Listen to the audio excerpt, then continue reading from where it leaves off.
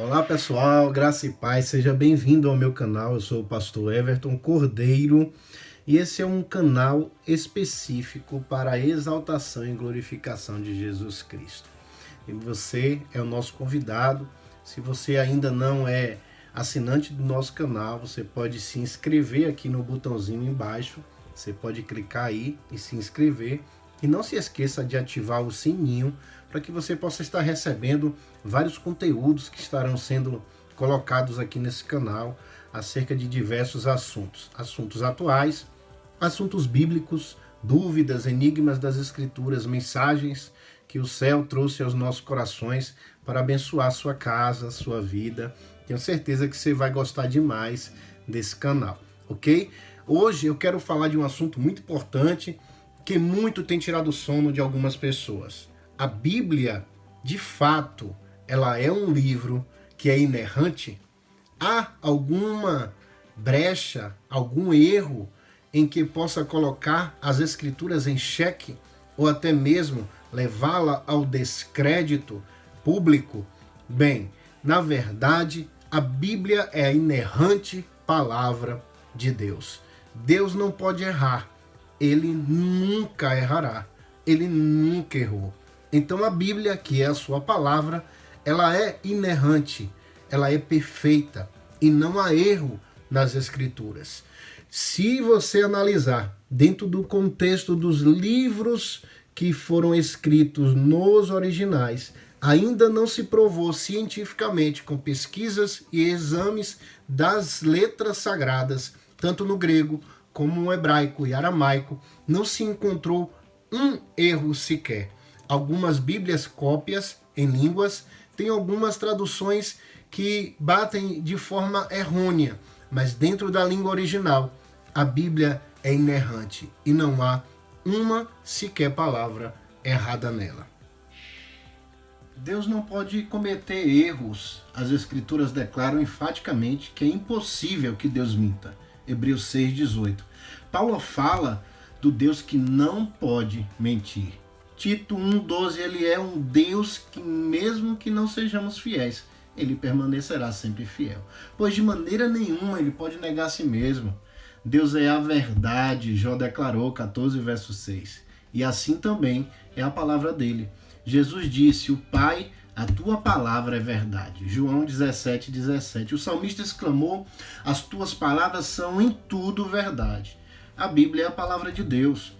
Jesus referiu-se ao Antigo Testamento sendo a palavra de Deus, que não pode falhar. João 10,35. Ele disse, até que o céu e a terra passe, nem um i ou um tio jamais passará da lei, até que tudo venha se cumprir. Paulo acrescentou, toda a Escritura é inspirada por Deus. Ela veio da boca de Deus. Mateus 4,4. Embora tenha sido homens aqueles que escreveram as mensagens, nunca, jamais, qualquer profecia foi dada por vontade humana. Entretanto, homens falaram da parte de Deus, movido pelo Espírito. É assim que Deus disse. Naturalmente, toda vez que Deus tornou a verdade bem clara, a estratégia de Satanás foi lançar dúvidas sobre essa palavra. Sempre que Deus falou com muita autoridade, o diabo quis solapar. Será que Deus disse isso? Ele sempre faz isso com muito escárnio. Esta confusão é muito frequente. Acontece da seguinte maneira. A Bíblia é a palavra de Deus, inspirada de alguma forma, mas também é constituída por palavras humanas. Ela teve autores humanos e errar é humano. Daí temos de esperar haver alguns erros na Bíblia, porque aí vai esse argumento. Em verdade, em resumo, é que o diabo tenta confundir as pessoas com esses argumentos. Ele é o pai da mentira e ele sabe fazer isso como ninguém. Vamos analisar o que está de errado nessa argumentação com essa simples analogia. Perceba comigo. Jesus é 100% homem? Sim. Os seres humanos pecam? Sim. Então Jesus pecou? Não. Há dificuldades na Bíblia? Sim. Ainda que a Bíblia seja a palavra de Deus e como tal, nela não possa haver erro algum. Isso não significa que nela não haja dificuldades.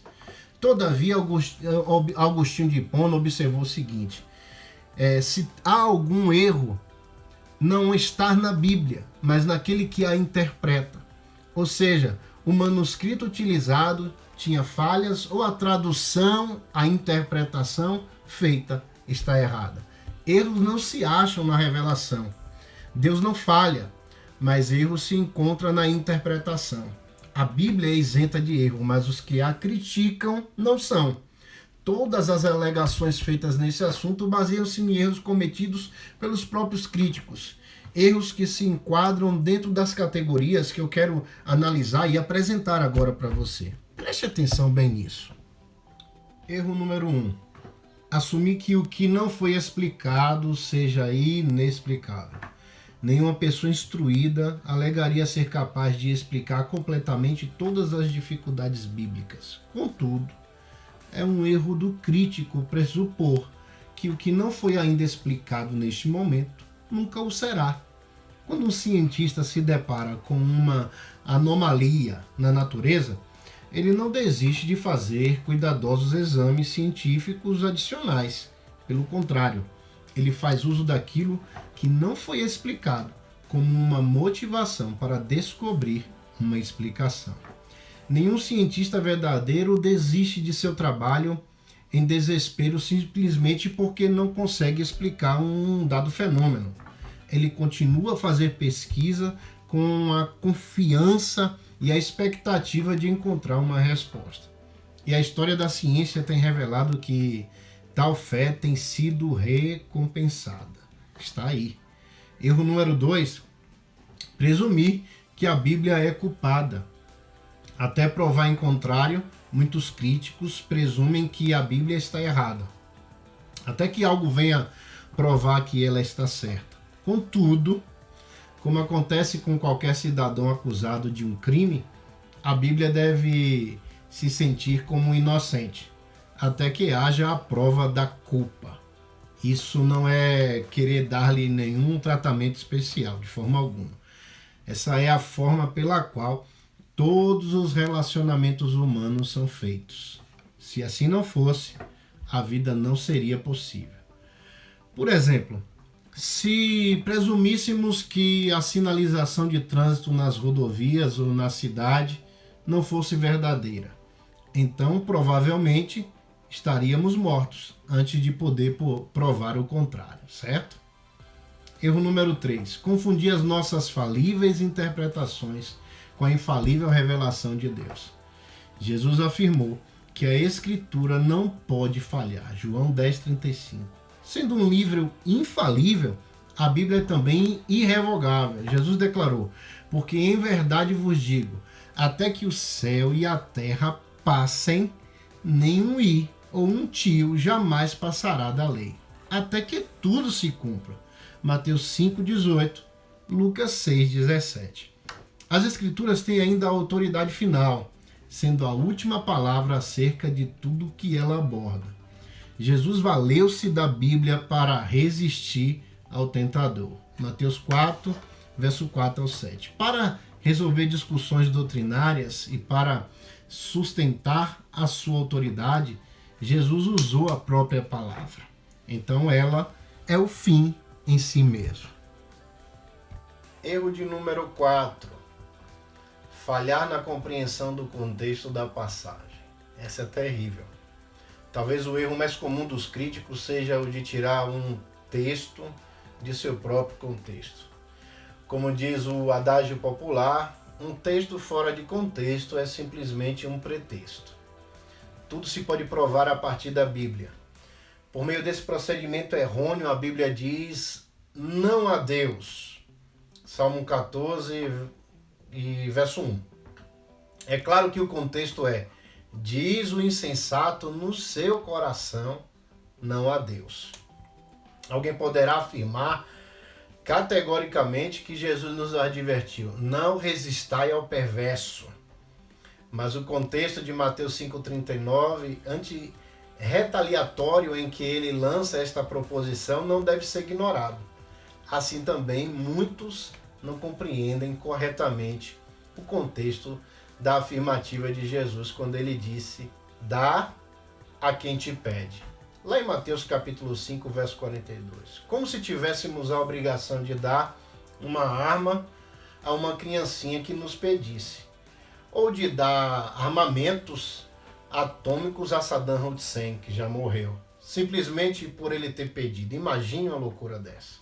Erro de número 5, deixar de interpretar as passagens difíceis à luz das que estão claras. Algumas passagens das Escrituras são de difícil compreensão. Às vezes, a dificuldade é por serem obscuras.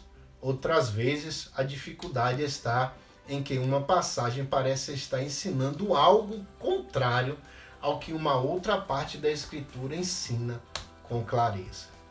Por exemplo, Tiago parece estar dizendo que a salvação é pelas obras. Essa é clara, lá em Tiago 2, 14 a 26. Ao passo que Paulo ensinou com toda clareza que é pela graça. Romanos 4, 5, Tito 3, 5 ao 7, Efésios 2. Neste caso, Tiago não deve ser interpretado de maneira a contradizer Paulo. O apóstolo Paulo está falando da justificação perante Deus, o que é pela fé somente. Ao passo que Tiago está referindo a justificação perante os homens, que não têm como ver a nossa fé, senão pelas obras que praticamos. Isso é um caso muito sério de interpretação. Erro número 6, basear um ensino numa passagem obscura. Algumas passagens da Bíblia são difíceis porque o seu significado é obscuro. Isso ocorre geralmente porque uma palavra-chave do texto é empregada uma só vez, ou raramente, e aí então fica difícil saber o que o autor está dizendo, a menos que seja possível deduzir o sentido pelo contexto. Por exemplo, a passagem mais conhecida da Bíblia contém uma palavra que não aparece em lugar algum.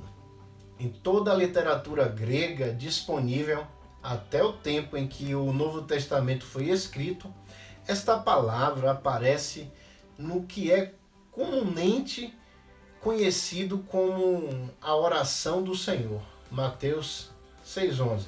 Geralmente a tradução que temos é: o pão nosso de cada dia dá-nos hoje. A palavra em questão é a que é traduzida por de cada dia, ou seja, o vocábulo grego aqui é pissonsion, ou estudiosos gregos ainda não entraram em acordo quanto à sua origem, ou quanto ao seu exato sentido. Diferentes comentaristas têm tentado estabelecer elas com palavras gregas que são bem conhecidas, e muitas sugestões têm sido propostas quanto ao seu significado. Entre tais sugestões temos: nosso pão incessantemente nos dá hoje, nosso pão sobrenatural, indicando um pão espiritual do céu, dá-nos hoje, o pão para o nosso sustento, dá-nos hoje. Também tem outra: o pão nosso de cada dia, ou o que necessitamos para hoje. É assim que é feita, às vezes, a tradução da Bíblia.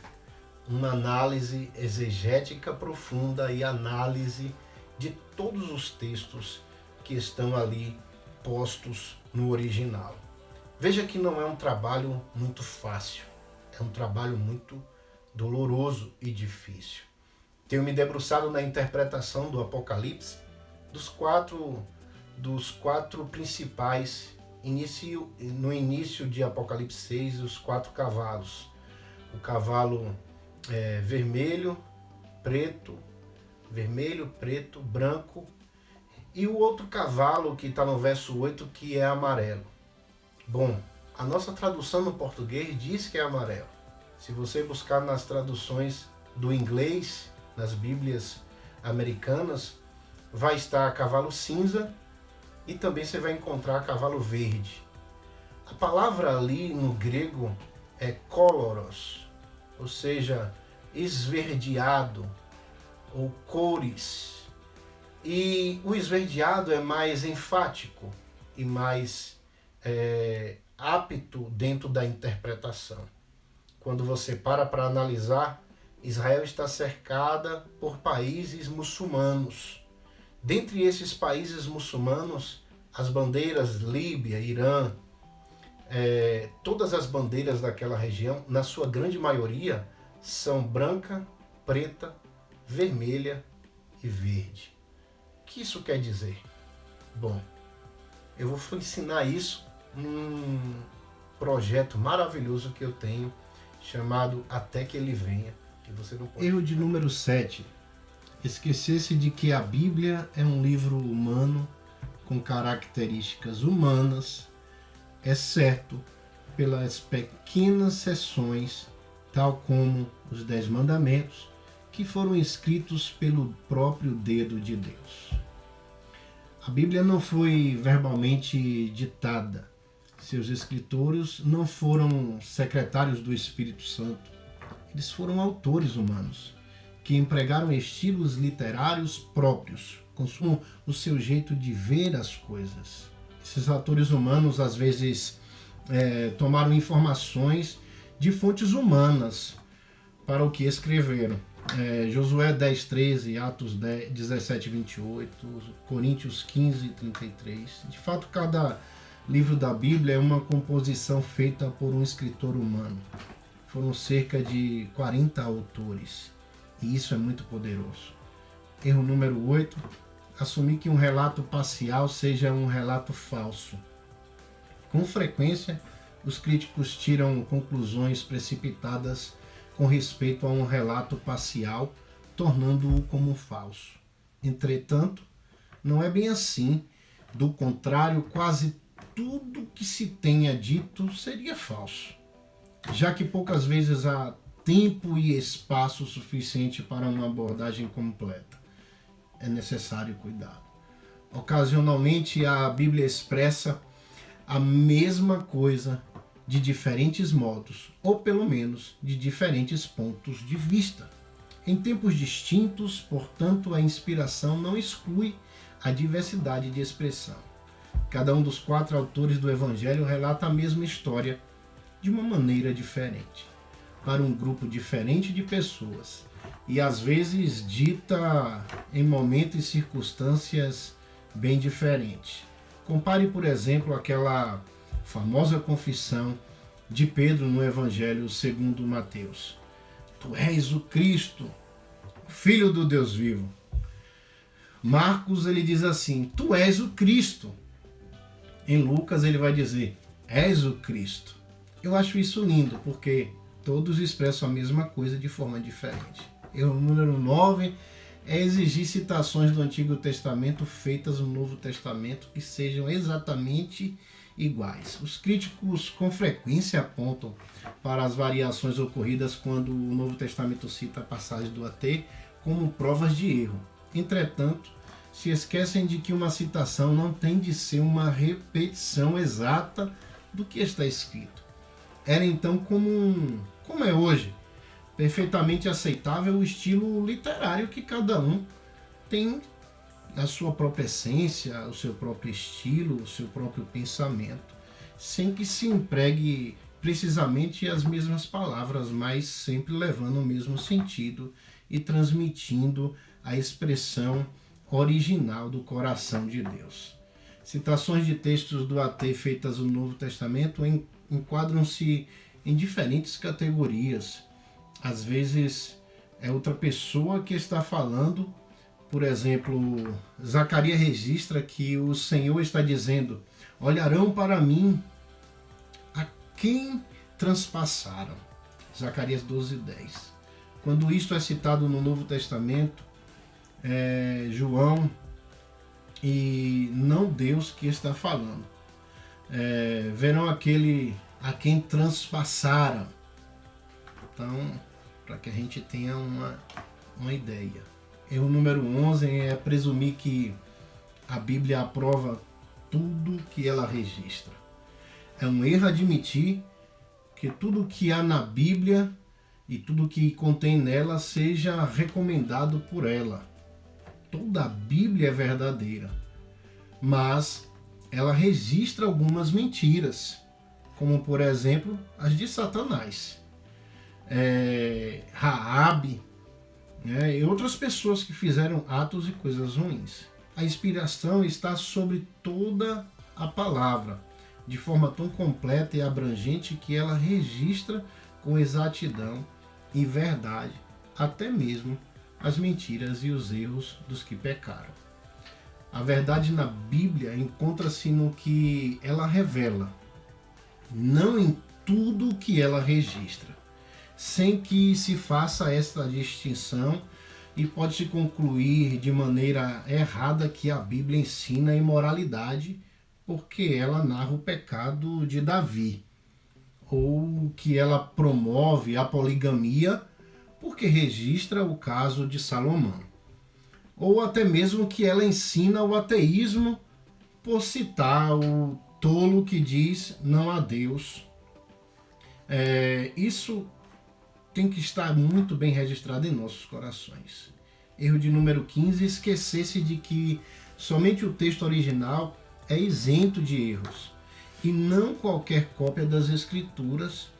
Quando os críticos descobrem um genuíno erro numa cópia de um manuscrito, cometem outro erro fatal. Eles assumem que o erro se encontra também no texto original das Escrituras, no texto inspirado.